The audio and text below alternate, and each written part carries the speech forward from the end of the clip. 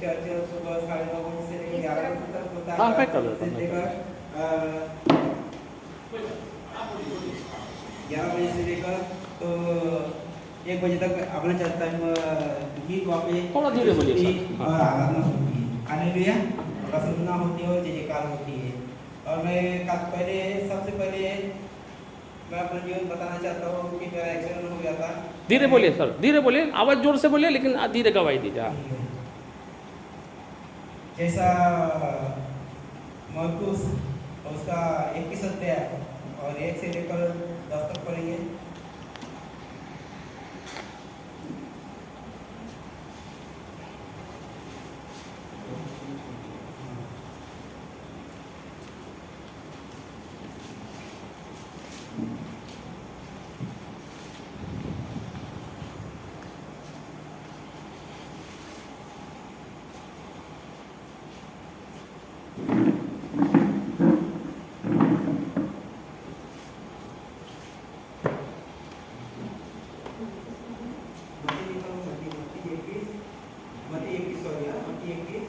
मत्ती 21।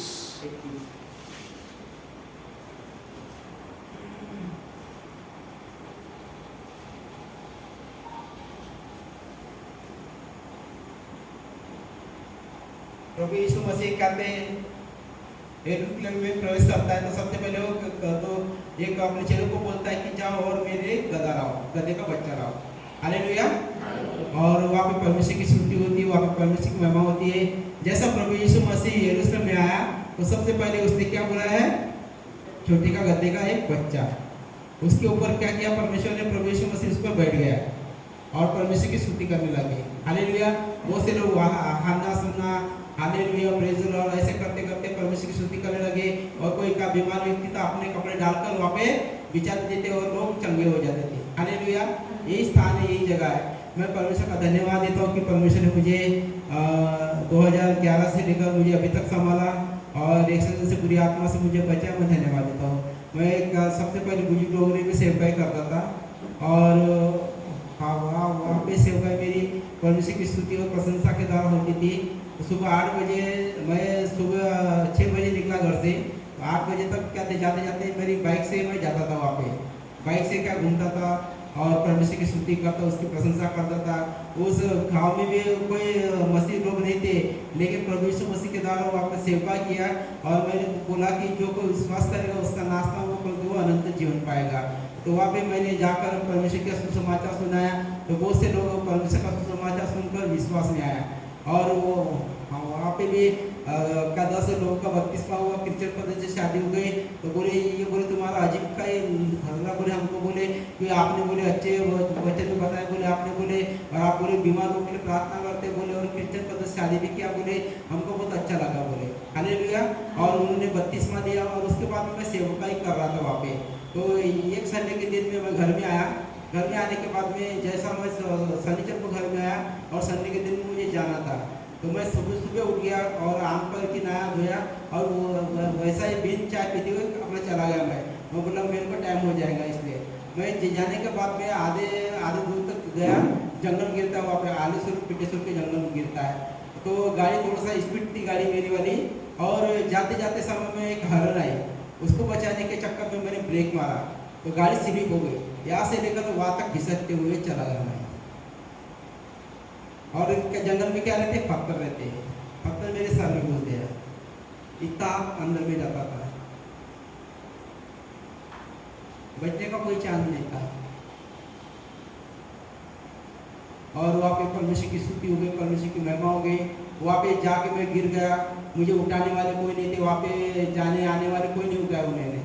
12 बजे जब बस आई उसको जाने की उनको रास्ता नहीं थे। फिर उन्होंने पुलिस वाले को फ़ोन किया कि बोले ये कीर्ति गिरा है, बोले आप बोले आ जाओ और इनको लेके जाओ बोले। तो 12 बजे मुझको वहाँ पे डाले। इधर इतना बड़ा गड्ढा था, गड्ढे पर खून गया मेरा वाला, मेरे को होश नहीं, कुछ भी नहीं था। और वहाँ पे परमेश्वर की महिमा हो गई, परमेश्वर की स्तुति हो गई। उसके बाद में पुलिस वाले आए, पुलिस वाले ने सरकार हॉस्पिटल में लेके गए और मेरे पास में टेलीफोन था, ये था मोबाइल था। तो वो मोबाइल मैंने पुलिस वाले ने लिया और उसके द्वारा क्या किया उन्होंने मेरे घर पे फ़ोन किया 12 बजे। 12 बजे फ़ोन किया तो मेरी मम्मी, मेरे पापा, मेरे भाई बहन सब जन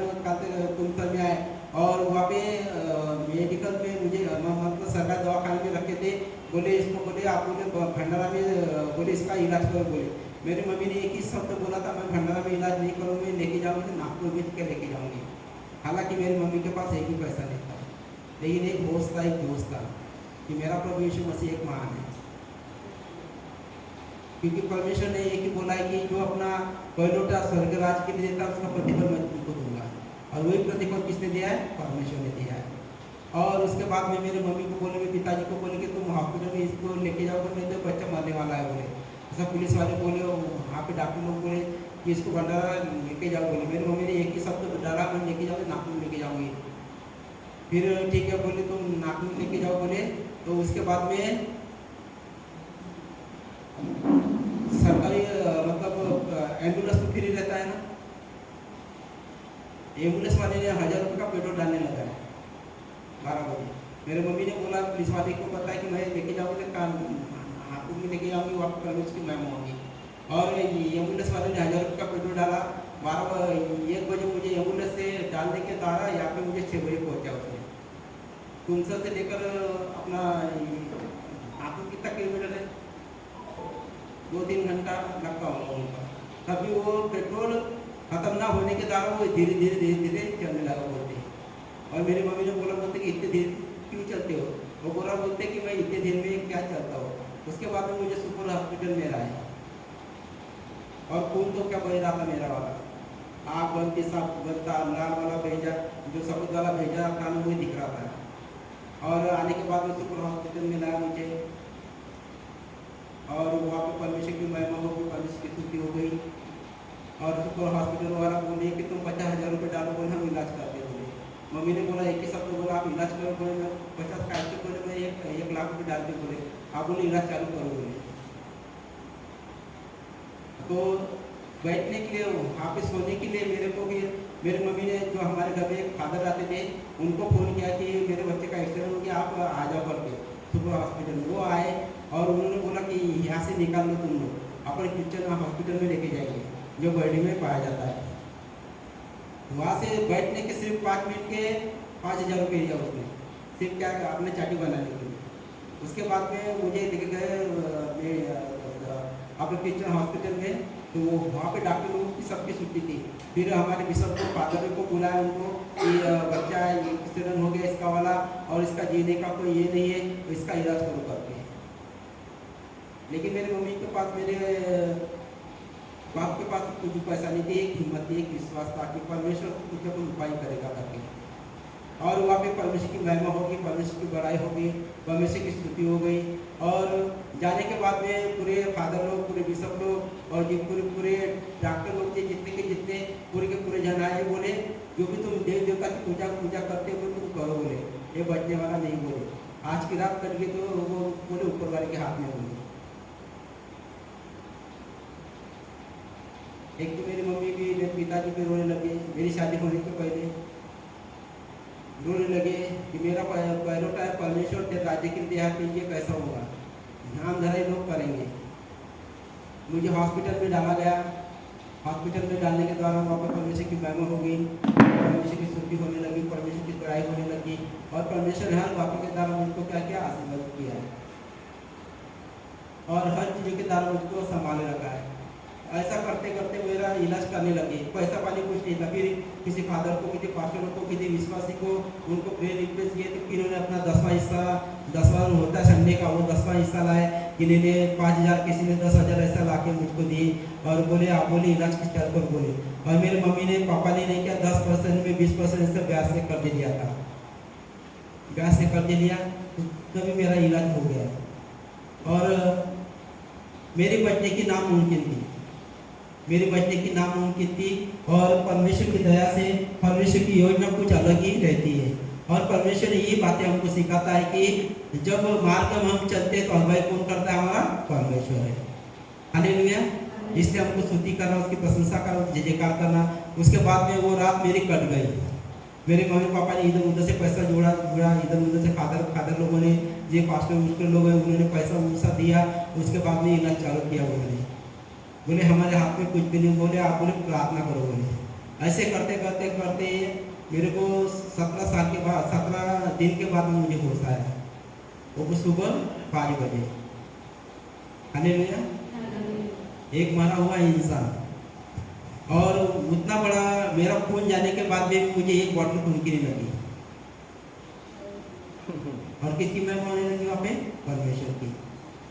मेरे मम्मी ने एक ही बात बोला था कि परमेश्वर, मैंने अपना पहले तेरे राज्य के लिए दिया हो, तो तेरी नामधराई होंगी अगर मेरा बच्चा मर जाएगा तो। यही दुआ करती थी मेरी मम्मी। मेरे पापा, मेरी मम्मी, मेरे भाई लोग, विश्वासी लोग भी बोल रहे थे कि बोले आपका पहलोटा है, बोले अगर मर जाएगा तो ये लोग हमारे का नामधराई करेंगे, बोले कि तुम्हारा प्रभु यीशु मसीह ने क्यों नहीं बचाया करके, ये वाली नामधराई होगी। उसके बाद में मुझे होश आने लगा। होश आया तो मैं अजय भी करने लगा, मतलब पूरा का पूरा जो मेरी याददाश्त थी वो याददाश्त चली गई।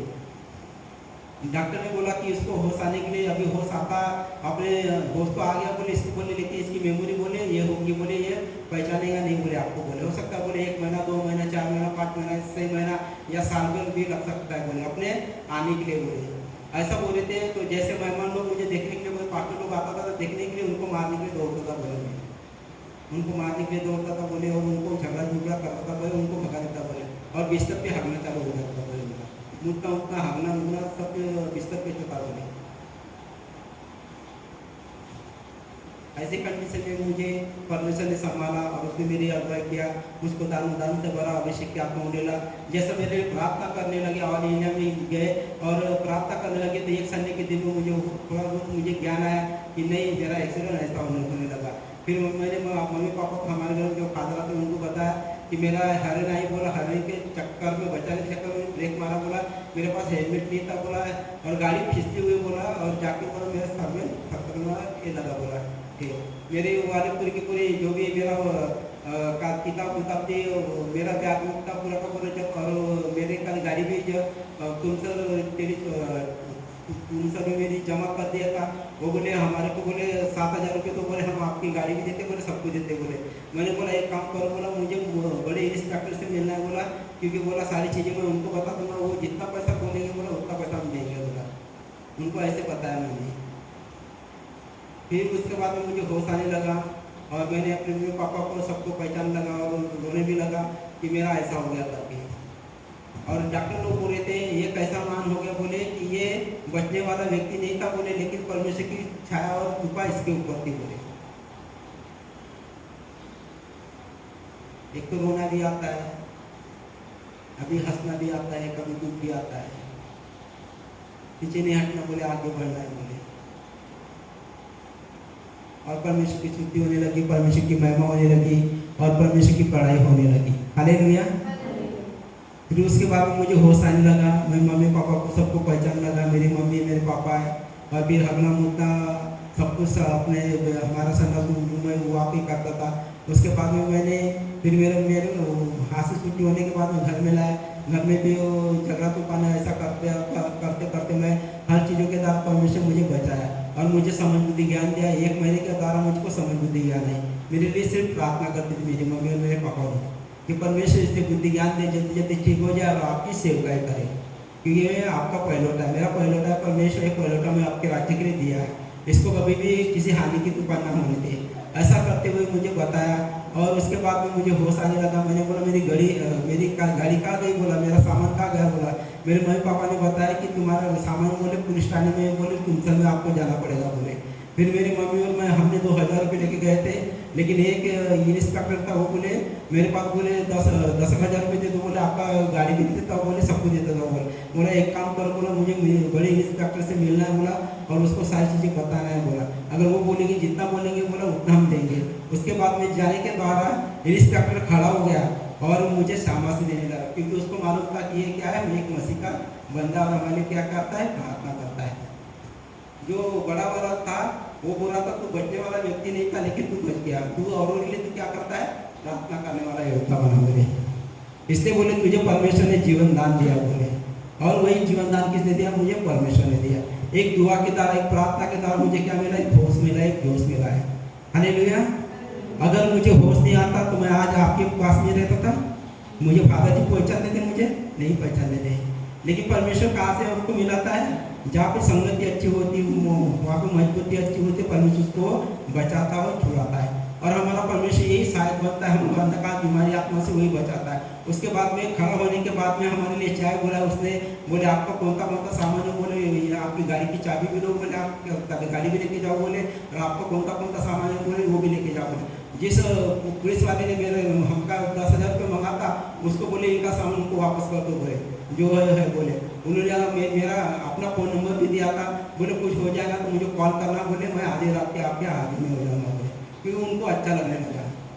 बोले उतना बड़ा आपका एक्सीडेंट, बोले मैं देखने लगा बोले कि बच्चा बचने वाला नहीं करके, लेकिन बोले आपके खुदा ने आपको बचाया, बोले और वहाँ पे परमेश्वर की महिमा होने लगी। इंस्पेक्टर कभी चाय बुला था क्या कभी वो, लेकिन उसने खुद ने चाय बुलाया और शाबाश देने लगा। बोले आप बोले प्रार्थना करना बोले हमारे लिए कि हमारी नौकरी भी अच्छी होना चाहिए और कि मर हो जाए या कुछ भी हो जाए, बोले हमारे दुख संकट को दूर हो जाने चाहिए, बोले ऐसे करते मुझे लाया। फिर उसके बाद में मेरी शादी करने के लिए लड़की देखने के लेके गए मुझे। मैंने 10 लड़की को ये करने लगा, रिजेक्ट करने लगा। मुझे पसंद नहीं है, मुझे गोरी चाहिए, मुझे अच्छी चाहिए, पढ़ी लिखी वाली चाहिए, ऐसा मेरा ख्याल था, मेरे विचार थे, मेरे भावना थी। लेकिन परमेश्वर बोलता है जहाँ से मैं जोड़ा बांधता हूँ वो जोड़ा तुझे मिलता है, वो कैसा भी क्यों ना है। मेरी शादी हो गई, मेरी पत्नी है, उनको सारी चीज़ें मैंने बताया था कि 3,500 रुपये का दवाई में महीने का होता है मेरा, 3,500 रुपये का दवाई खाता था मैं।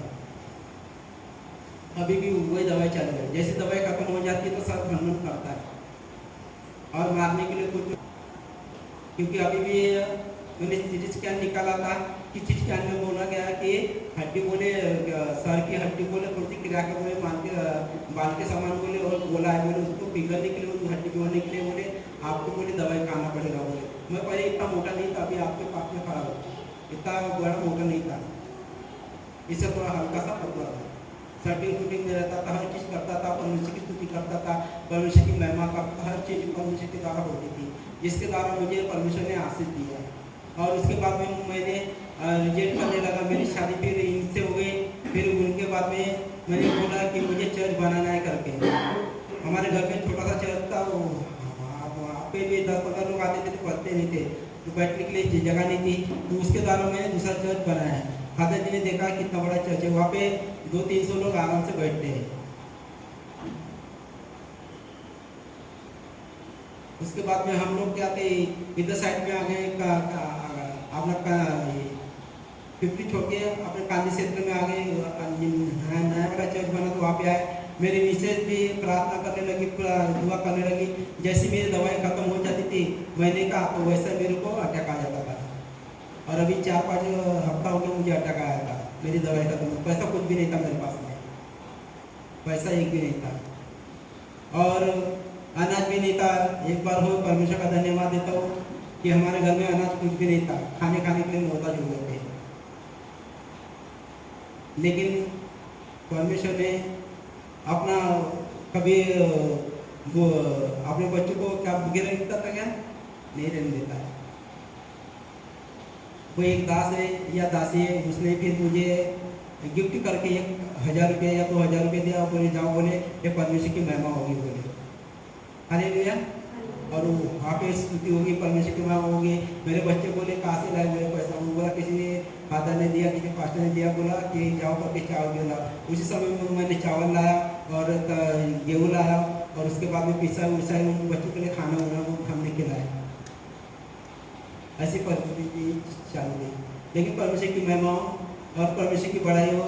और हम लोग क्या कर्जे निकाले, लोन उठाले, और लोन उठाने के द्वारा महीने का 1,800-2,200 रुपये जाता है, और महीने का 2,000 रुपये जाता है, 2,040 रुपये। लेकिन उतना बड़ा पैसा कहाँ से आएगा हमारे को?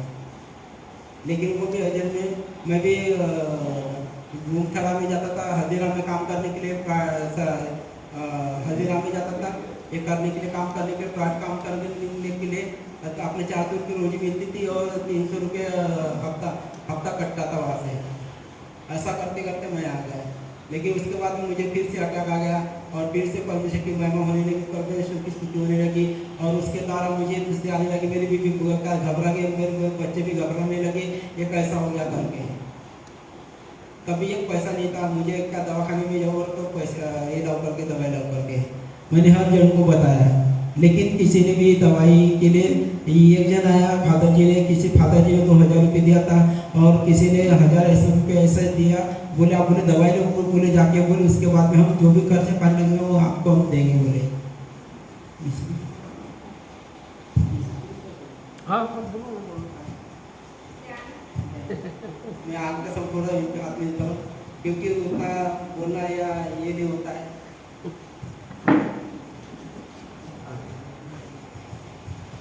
दो मिनट रुकिए।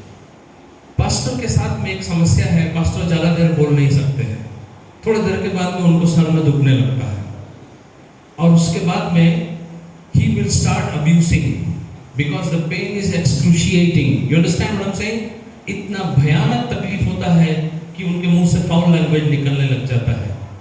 ऐसा होने के कारण कई बार चर्च के लोग उठ के चले जाते हैं, लेकिन वो ये नहीं समझ पाते कि जो तकलीफ उनको हो रही है वो इतनी भयानक है कि वो सहन नहीं कर पाते। अभी भी होती है, पिछले 2 हफ्ते से उनको अटैक आया, उनको तकलीफ हुई है। इन स्पाइट ऑफ दैट वो लोग सेवा कर रहे हैं।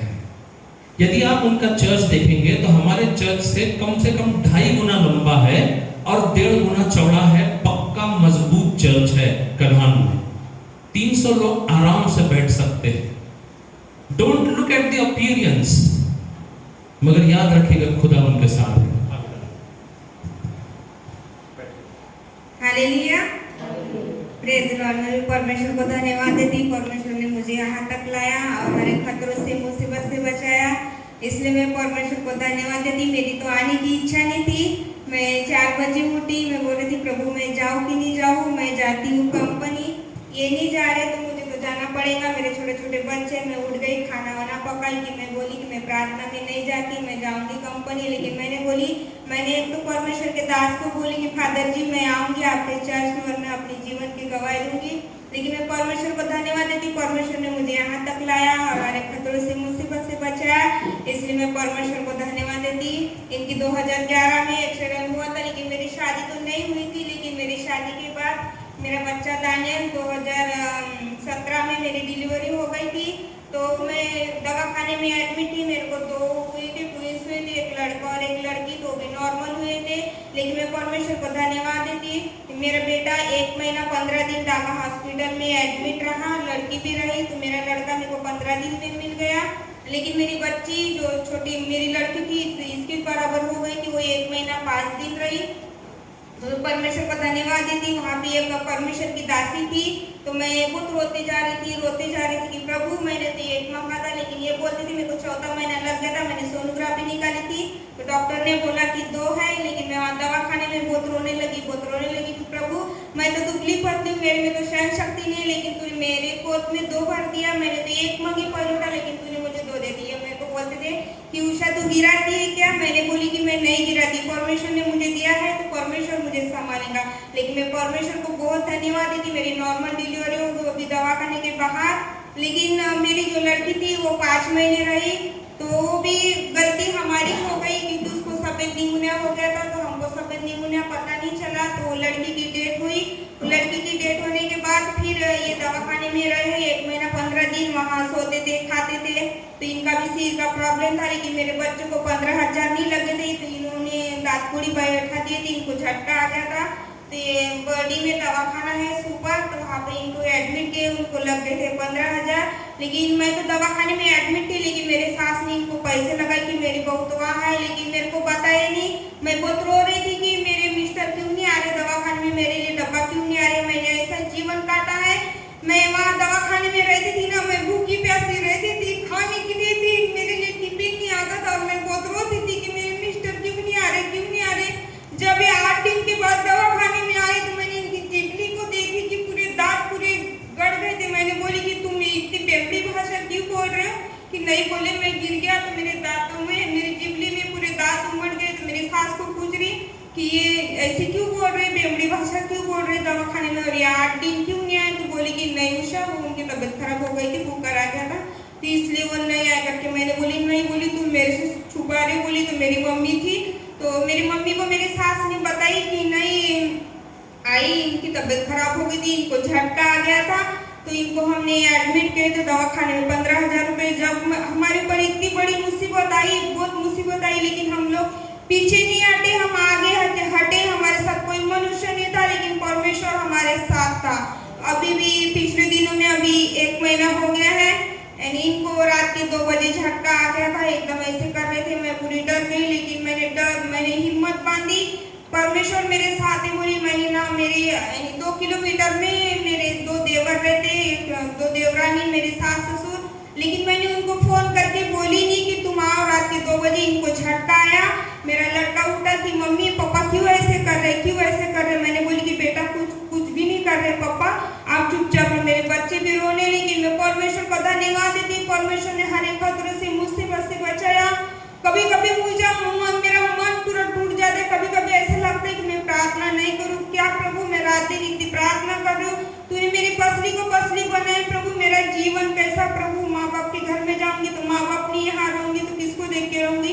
तो लेकिन मैं परमेश्वर को धन्यवाद देती। इनको एक बार बोलते बोलते इनको 3 बार झटकाया। लेकिन हमारे घर में इतू सा भी दाना नहीं था, और इतू सा दाना कभी कभी नहीं रहता मेरे घर। लेकिन परमेश्वर को धन्यवाद देती। एक परमेश्वर के दास है, उनको परमेश्वर हजारों गुना, उनको पूरे फैमिली को, उनके पूरे कलीसिया को परमेश्वर उनको आशीर्वादित करे। उन्होंने हमको 2 बार 6-6 हजार का हमको किराना लेके दिया। लेकिन मैं परमेश्वर को बहुत धन्यवाद देती। उनको एक कॉल करके बोलती थी कि फादर जी मेरे घर में खाने के लिए भी चावल नहीं है। मेरे बच्चे कभी कभी 1 रुपए के लिए भी बहुत तरस जाते कि मैं बोलती थी प्रभु मैं मांगू तो किसको मांगू। लेकिन मैं परमेश्वर से एक ही प्रार्थना कर रही कि प्रभु मुझे मांगने वाली नहीं, लेकिन मुझे तू एक क्या कर, तू एक देने वाली बना।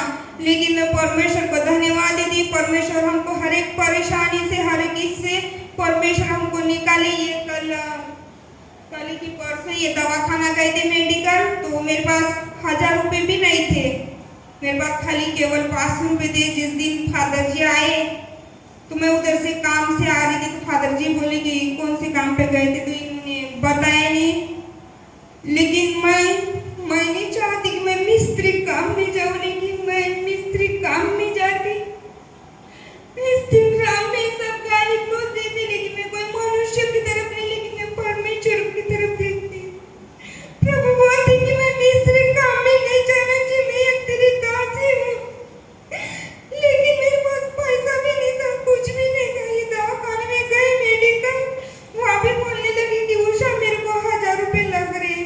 मैं इनको बोलने वाली थी कि तुम फादर जी को कॉल करो और बोलो कि फादर जी मेरे को 1000 रुपए भेजो। लेकिन फिर मेरे मन में आया कि बार बार पैसे नहीं मांगना चाहिए। इनको बोली कि तुम दवाई मत लो, घर में वापस आ जाओ। इसलिए मैं परमेश्वर को धन्यवाद देती। हमारे लिए, चारों जन के लिए हमारे लिए प्रेयर करना। परमेश्वर हर एक खतरों से, मुसीबत से निकाले। और हमें मांगने वाली नहीं, लेकिन परमेश्वर क्या करे, हमको देने वाली बनाए। इसलिए मैं परमेश्वर को बहुत कोटि कोटि धन्यवाद